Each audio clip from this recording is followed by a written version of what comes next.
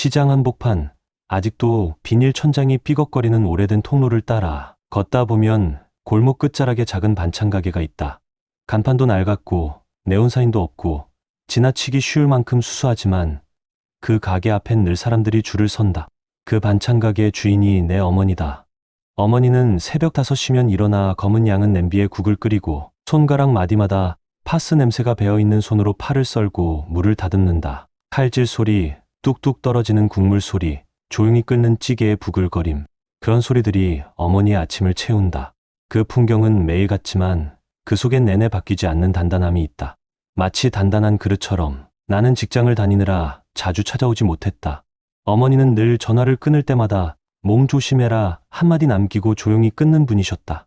직접 표현은 서툴지만 도시락에 정성 가득 반찬을 담아 보내시곤 했다. 나물 하나하나에 간이 딱 맞고 계란말이는 냉장고에 넣어도 풀리지 않았다. 어머니는 학벌도 없고 번듯한 직장도 없고 말투도 시골 억양이지만 누구보다 강한 분이다. 아버지 없이 나를 키우느라 30년 넘게 쉬지 않고 일하셨다. 겨울에도 두꺼운 고무장갑 끼고 손을 씻고 여름엔 땀에 젖은 채로 불 앞에서 전을 부치셨다. 나는 그런 어머니의 삶이 늘 미안하고 고마웠다. 그런 어머니 앞에 나는 은지를 데려왔다. 내가 만난 여자 중 가장 세련되고 똑똑한 여자였다. 서울에서 태어나 외국에서 유학까지 다녀온 그녀는 말투 하나, 앉는 자세 하나까지도 정제되어 있었다. 나는 어머니와 그녀가 만나면 내 두 세계가 조화롭게 이어질 줄 알았다. 정말 그렇게 믿었다. 안녕하세요, 어머니. 은지라고 합니다. 은지는 또렷한 목소리로 인사했다. 붉은 립스틱에 하늘색 블라우스, 팔에 걸친 작은 명품 핸드백. 어머니 앞에서는 조금 가했을지도 모른다. 어머니는 작업복 바람 그대로였다. 민무늬 회색 셔츠에 낡은 카디건, 손에는 장갑 자국이 선명히 남아 있었다. 어머니는 살짝 웃으며 고개를 끄덕이셨다. 멀리서 오느라 고생했어요. 그 말에 은지는 눈을 깜빡이며 웃었다. 얇게 올라간 입꼬리, 짧은 대답. 네, 뭐. 차 막히긴 했지만 괜찮아요. 그 순간 나는 어머니의 눈썹이 아주 살짝 흔들리는 걸 봤다. 평소엔 쉽게 감정을 드러내지 않는 어머니였지만 그 작은 변화가 이상하게 가슴에 남았다. 식사 시간 어머니는 정성껏 국과 반찬을 내셨다. 가지볶음, 묵은지, 멸치볶음. 어머니의 손맛이 고스란히 담긴 한 상이었다. 그런데 은지는 젓가락을 들고 조금 망설이더니 묵은지를 집어들며 말했다. 전 사실 이런 반찬은 익숙하지가 않아서요. 저희 집은 잘 안 먹거든요. 그 말에 어머니는 고개를 살짝 끄덕이고 국을 다시 떠주셨다. 그 손끝 굳은 살 사이로 국물이 흘러내렸다. 나는 그 장면이 어찌나 부끄럽고 안타깝던지 입맛이 싹 달아났다. 식사를 마치고 나오는 길, 은지는 나에게 속삭였다. 우리 엄마가 그러는데 너희 집 좀 너무 서민적이지 않냐고 하시더라. 나는 웃는 척했지만 심장이 철렁 내려앉았다. 은지가 내 어머니를 깔아보는 듯한 그 말투. 나는 그걸 듣고도 아무 말 못했다. 입을 다문 내 자신이 너무 작게 느껴졌다. 며칠 후 은지는 나에게 전화를 걸었다. 그녀의 목소리는 단호했고 감정이 실리지 않았다. 우리 결혼은 아닌 것 같아. 넌 좋은 사람인데 어머님이랑은 좀 거리감이 느껴져. 그 말을 듣고 나는 핸드폰을 내려놓은 채 한참을 멍하니 앉아 있었다. 무릎 위로 떨어지는 햇살은 따뜻했지만 마음속은 싸늘했다. 나는 어머니께 아무 말 없이 시장으로 갔다. 어머니는 된장을 푸며 무언가 생각에 잠긴 얼굴이었다. 엄마다. 은지랑 파혼했어. 그 말에 어머니는 잠시 고개를 들더니 그저 그래 하고 다시 고개를 숙이셨다. 손은 쉼없이 일하고 있었지만 눈가가 붉어지는 걸 나는 놓치지 않았다. 그날 저녁 어머니가 불쑥 말씀하셨다. 너 이제 알아도 돼. 이 시장에 있는 건물 몇 채 엄마 거야. 처음에는 농담인 줄 알았다. 하지만 어머니는 대출 서류, 등기부등본, 월세 명세표를 하나씩 꺼내 보여주셨다. 나는 입을 다물지 못했다. 30년을 시장에서 일하며 어머니는 아들이 모르게 빚없이 건물 몇 채를 모아온 것이다. 그 손, 거칠고 기름 냄새가 밴 그 손으로 말이다. 어머니는 내 어깨를 토닥이며 웃으셨다. 사람은 겉만 보면 안 돼. 손이 거칠어도 마음은 굳고 건물 몇 채쯤 질 수 있는 손이야. 나는 눈물이 터져 나왔다. 세상에서 가장 값진 복수는 말이 아닌 삶으로 보여주는 거란 걸 그날 처음 깨달았다. 서울 강남 한복판. 햇빛이 유리창에 부딪혀 반사되는 복잡한 거리. 사람들은 빠르게 걷고 고급 외제차가 연이어 지나간다. 그 거리 한복판에 어머니가 서 있었다. 흐트러짐 없는 회색 바지 정장에 아이보리색 블라우스, 짙은 밤색 머리는 단정하게 묶여 있었다. 손엔 오래된 가죽 서류 가방 하나. 그녀는 예전의 시장 아주머니가 아니었다. 그녀의 눈빛은 단단했고 걸음걸이는 흔들림이 없었다. 사실 어머니는 시장에서 일만 하신 게 아니었다. 그 손으로 남들이 무시하던 노후 건물을 사 모았고 밤마다 세입자 계약서를 공부했다.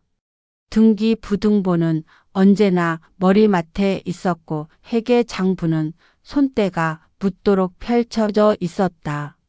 어머니는 늘 말했다. 돈은 조용히 벌어야 한다. 시끄럽게 벌면 남 좋은 일만 생기더라. 그 말대로 어머니는 말없이 묵묵히 그리고 아주 오래 참으며 불을 쌓아왔다. 그날 어머니가 찾아간 곳은 부동산 매물설 명예. 수많은 재력가들이 앉아 있었고 사회자는 긴장된 목소리로 설명을 이어갔다. 자, 다음 매물은 강남구 도산대로변 2차 상가입니다. 총 12세대, 현재 공실령, 월세 수익률 6.3%. 어머니는 조용히 손을 들었다. 해당 물건 사겠습니다. 조건은 기존 세입자 전원 유지입니다. 순간 회의장이 조용해졌다. 검은 슈트의 남자들이 서로 눈치를 보며 속삭인다. 저분이 누구지? 저 반찬 가게 아줌마 아냐? 아니야, 무슨 소리야. 저분 최근에 강서구 건물 2채 샀다잖아. 어머니는 흔들림 없었다. 조건이 맞지 않으면 다른 매물로 갑니다. 결국 계약은 성사됐고 다음 날 아침 강남 도산대로변에는 작은 플래카드가 걸렸다. 건물주 변경 안내 기존 계약 유지, 임차인 보호 최우선. 그 문구를 본 한 여자가 있었다. 은지였다. 그녀는 우연히 커피를 사러 들른 거리에서 그 플래카드를 보고 걸음을 멈췄다. 그날 그녀는 어머니를 다시 보게 될 줄은 몰랐다. 엘리베이터에서 우연히 마주쳤을 때 은지의 얼굴은 당황으로 물들었다. 어머님? 어머니는 천천히 은지 쪽을 바라보며 입꼬리를 살짝 올렸다. 반가워요. 여긴 어쩐 일이에요? 은지는 말을 잇지 못했다. 손에 들린 디자이너 핸드백을 꼭 움켜쥐며 웃음을 지어 보였다. 제가 일하는 회사가 이 건물 3층에 입주해 있어서요. 어머니는 고개를 끄덕이며 말했다. 아, 그러시구나. 나도 이 건물 좀 볼 일이 있어서요. 그 말에 은지는 움찔했다. 손끝에 힘이 들어가며 핸드백 끈이 하얗게 눌렸다. 건물 보신다고요? 어머니는 서류 가방을 열고 계약서를 꺼냈다. 여기 이번에 새로 인수한 건물이에요. 덕분에 처음 와 보네요. 순간 은지의 얼굴이 새하얘졌다. 눈이 흔들리고 입술이 바짝 말라갔다. 이 건물을요? 그 목소리엔 불안과 당황이 엉켜 있었다. 어머니는 미소를 잃지 않은 채 말했다. 사람 일 참 모를 일이죠.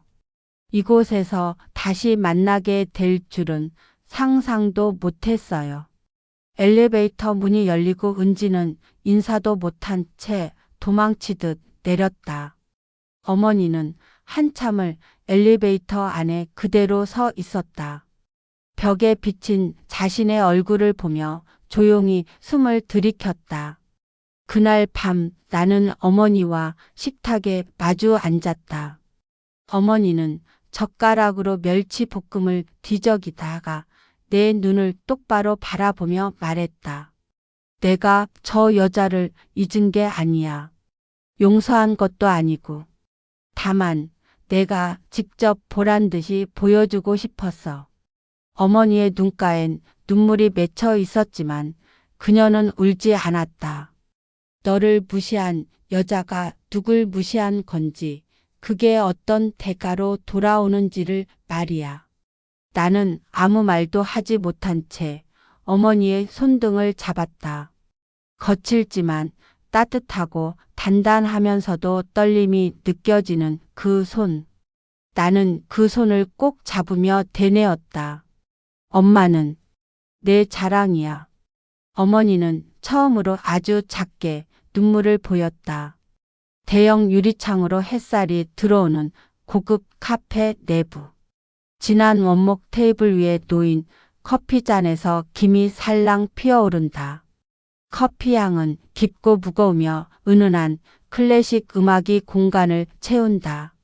그 자리에 어머니는 앉아 있었다. 등받이에 살짝 기대며 커피잔을 손에 들고 있는 모습은 마치 여느 사업가처럼 여유롭고 당당해 보였다. 하지만 그녀의 눈빛만큼은 한 번도 쉬지 않고 살아온 세월을 담고 있었다. 어머니는 그날 누군가를 만나기로 했다. 은지의 어머니였다. 몇 주 전 우연히 부동산 관련 모임에서 마주쳤고 겉으로는 정중한 인사였지만 서로를 알아보는 눈빛 속에는 낯익은 싸늘함이 감돌았다. 우리 딸이 요즘 마음이 많이 상했더라고요. 그 일 때문에. 은지의 어머니는 주름 하나 없는 블라우스 소매를 쓸어내리며 말했다.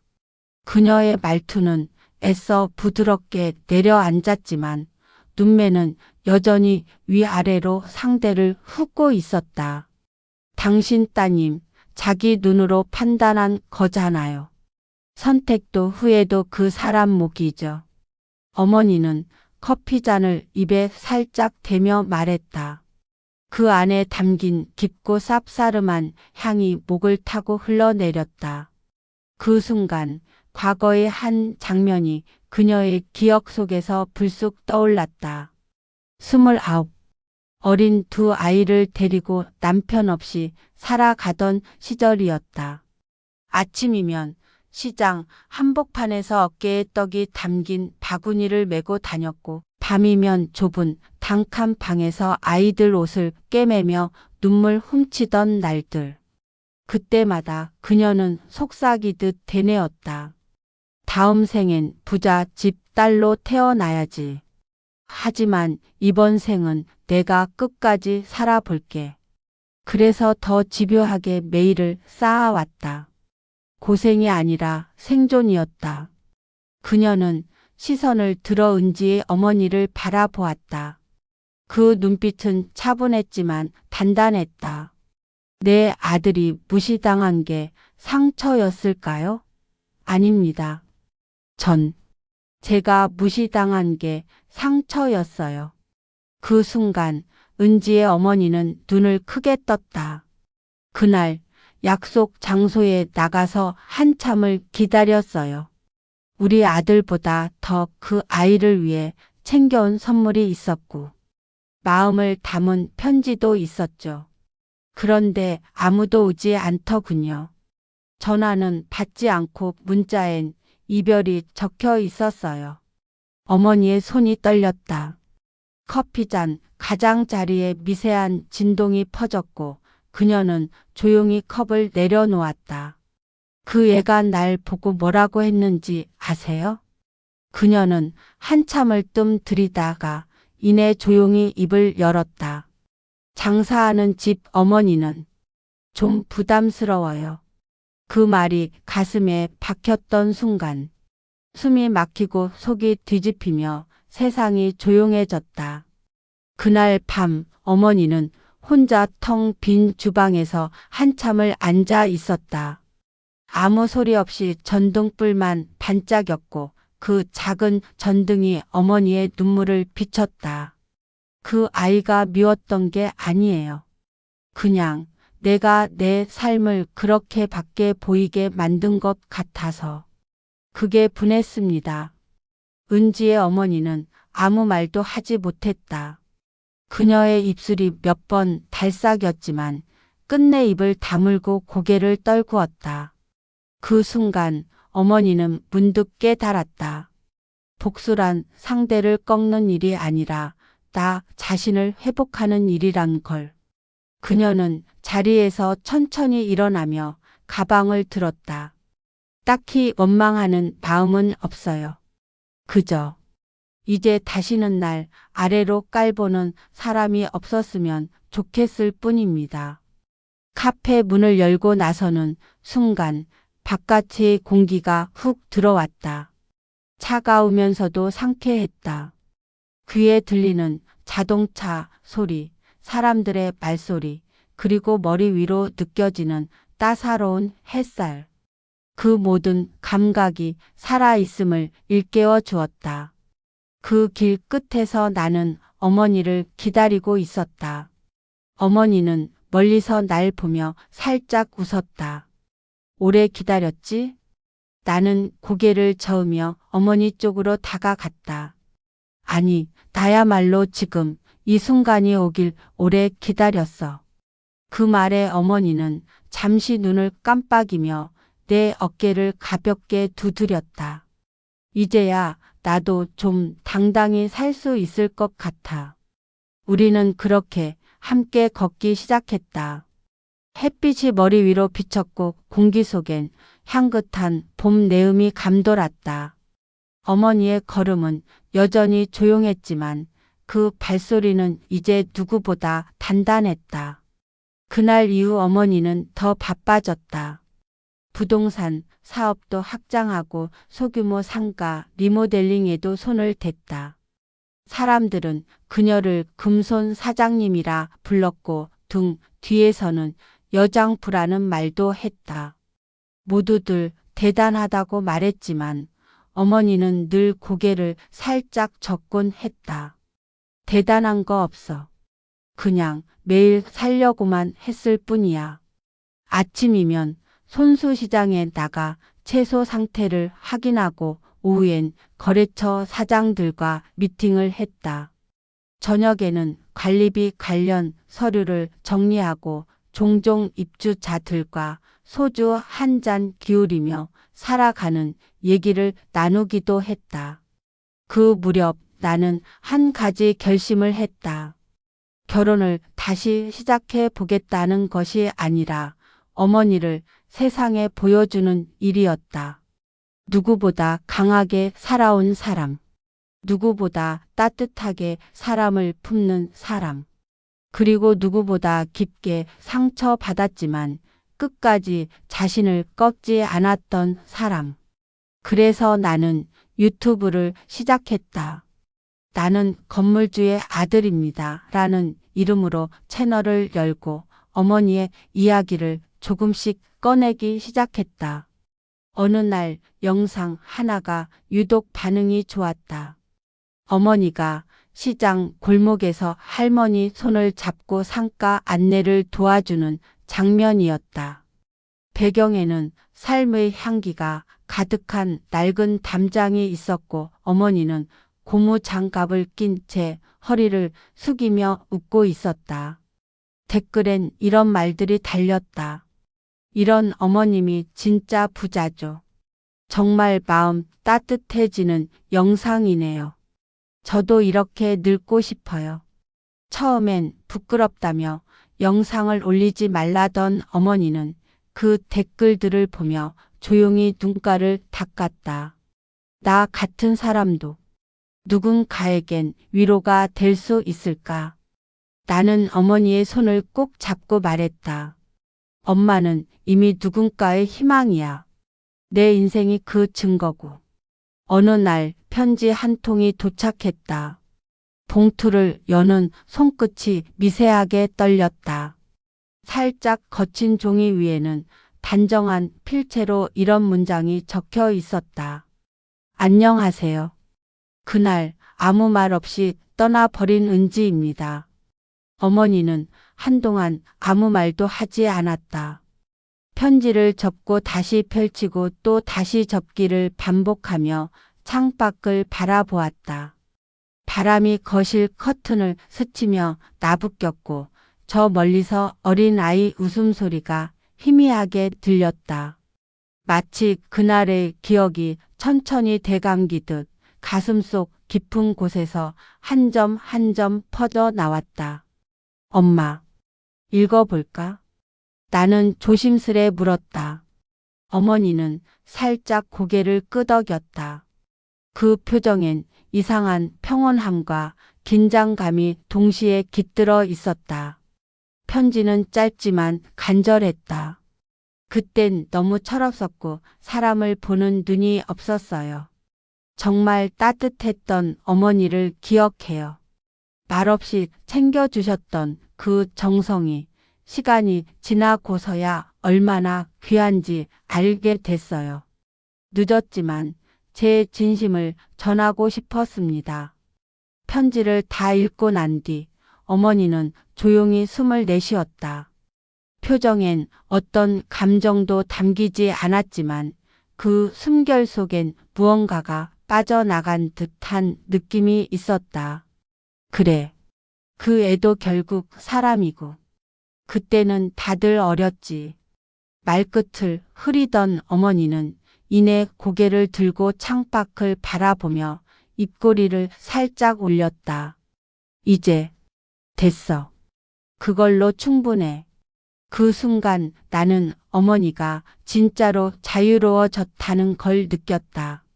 복수는 누군가를 벌주는 게 아니라 그 사람 없이도 잘 살아가는 것이라는 걸 어머니가 보여준 것이었다. 며칠 뒤 우리는 작은 파티를 열었다. 이웃들과 상가 입주자들, 시장 상인들, 그리고 유튜브를 통해 알게 된 사람들까지. 작은 현수막엔 이렇게 적혀 있었다. 당신은 이미 충분히 괜찮은 사람입니다. 어머니는 테이블 한가운데에 앉아 환하게 웃었다. 붉은색 스카프가 바람에 살짝 흩날렸고 그녀의 눈가는 환한 조명 아래서 빛났다. 누군가 물었다. 사장님, 인생이란 게 뭘까요? 어머니는 망설이지 않고 대답했다. 상처받을 용기요. 그리고 다시 사랑할 의지요. 그 말에 나는 조용히 고개를 숙였다. 그 긴 세월 동안 상처받고도 다시 사람을 믿고 삶을 끌어안은 사람. 그게 바로 나의 어머니였다. 그날 밤 파티가 끝나고 나서 나는 어머니와 단둘이 남아 뒷정리를 했다. 그녀는 빈 플라스틱 컵을 하나하나 정리하며 말했다. 이젠 뭐든 괜찮아. 어디 가서 무시당해도 더는 주눅 들지 않아. 내가 얼마나 살아왔는지를 나 자신이 아니까. 나는 어머니의 등을 토닥이며 속삭였다. 엄마는 내가 평생 자랑스러워할 사람인 거 알지? 그 말에 어머니는 눈을 껌뻑이며 고개를 돌렸다. 잠시 침묵이 흐르다 그녀는 이내 환히 웃었다. 그럼.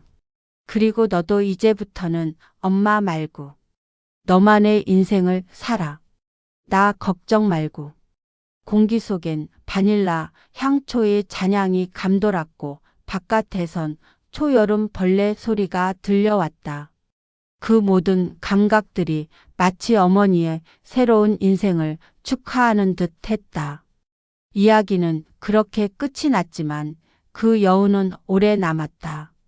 우리는 모두 누군가의 예비 며느리일 수도 예비 시어머니일 수도 있다. 중요한 건 겉모습이 아니라 살아온 깊이와 품어온 마음이라는 걸. 어머니는 조용히 그러나 확실히 보여주었다. 그리고 나는 매일 다짐한다. 그런 어머니를 닮은 삶을 살아가겠다 하고. 누구보다 단단하게, 누구보다 따뜻하게.